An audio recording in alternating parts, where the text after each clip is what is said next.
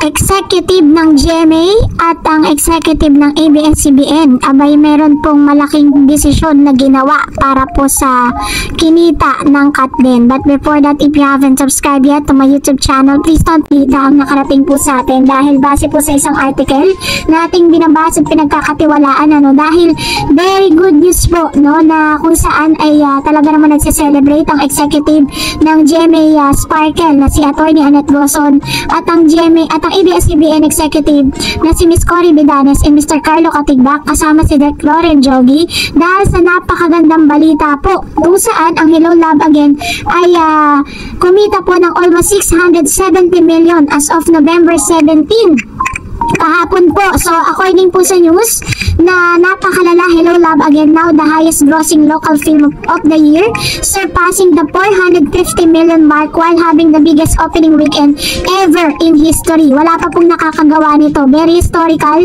Sila pa lang po kasi talagang 450 po yung kinita for dumaan po yung dalawang araw na weekend. Now grossing a first in our history with 670 million after record-breaking weekend gross from the Philippines alone. 493 million.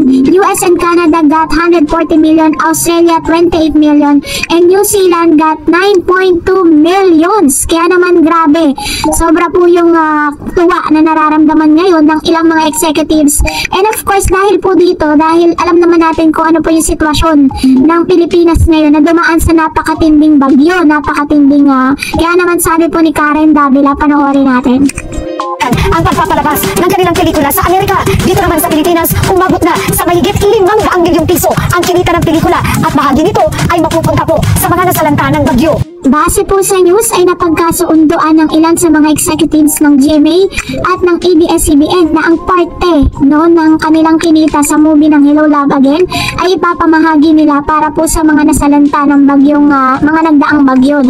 Dahil alam natin na talagang sobrang marami po tayong kababayan na nasalanta ng bagyong Pipito at the same time yung mga nakaraang bagyo pa na hanggang sa ngayon hindi pa rin sila nakakabangon.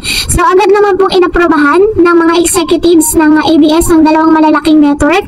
Ganon din naman po, inaprobahan din ito ng ilan sa mga kasama po nila sa movie. Like si Mr. Alden Richards, Catherine Bernardo, and of course si Direk Cathy Garcia Sampana. So talagang kakaiba po talaga yung mga nangyayari. Even Catherine and Alden ay hindi po nila in-expect na ganito katindi ang magiging resulta kasi talagang this is gonna be the first movie ever. Talagang nagsiset siya ng history. Diba? Ang dami na pong history na to. First, nagkaroon po ng midnight screening.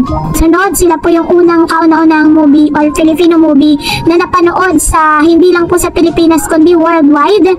Maging yung Aboranama, if I'm not mistaken, isa sa pinakamalaking kampanya or company na nag-cater ng mga international movie ay napabilang po ang Hello Love Again ay nagbigay na rin po ng datos kung gaano kalaki ang ipinasok na pera ng Hello Love Again. So ito rin po ang kauna-unang pelikulang Pilipino na pumasok sa top 10 na pinapanood ng buong mundo.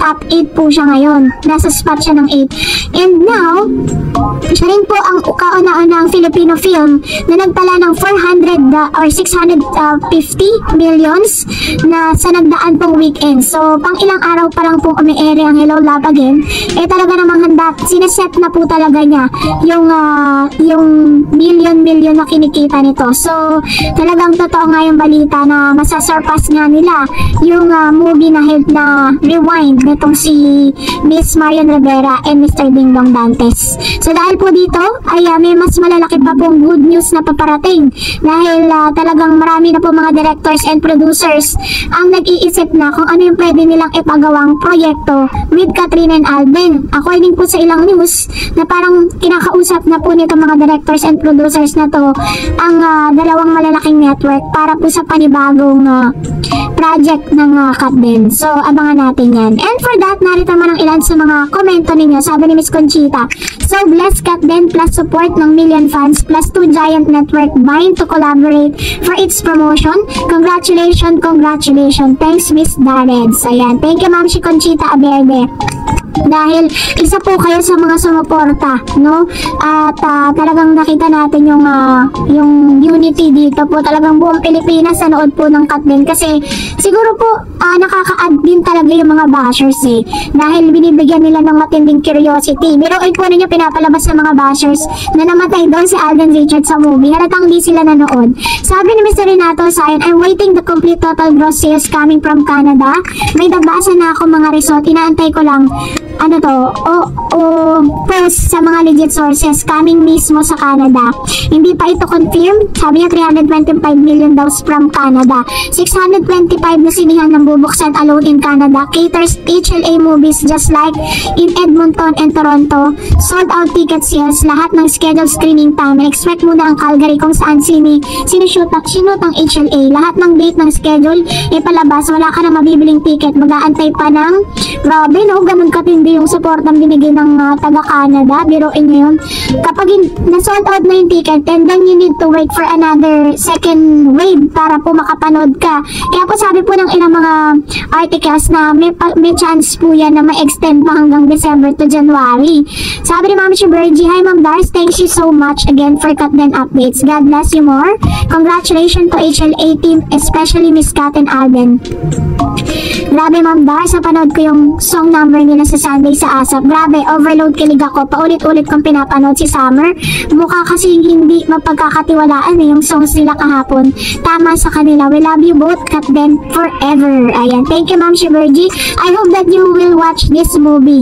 Sabi ni Miss Herminia Mangila, Miss Dar, sabi ko noon, makipagpustahan ako na billions ang kikitain ang Hello Love Again. Grabe po talaga, as in.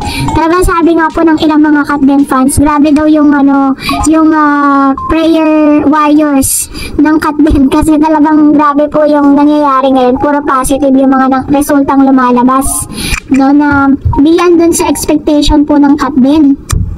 And of course, sabi ni Emmy Bartolome, Miss Darren, sula ko barda yung sinasabi mo. At sobrang saya ko dahil sana nga silang dalawa magkatuluyan. At senior na ako, pero lagi ako nagpupuwet dahil gusto ko laging malaman balita sa Katden. At kahit may naninira sa HLA ng Katden at di sila magtatagumpay dahil sa kabutihan ng Katden, pinagpapala kasi sila ng God. Ayun, ito naman sabi ni Ma'am Emmy Bartolome. Alam niyo, dami mga seniors talaga na ha. Ito kasi yung nagiging nila parang stress reliever nila and parang libangan, no? Kaya po talagang salamat po sa pag-aabang po ninyo sa mga updates natin. And that's it for today. For more videos and updates, please don't forget to like and subscribe, and please don't forget to follow my Facebook page, Dar Eds TV. God bless everyone!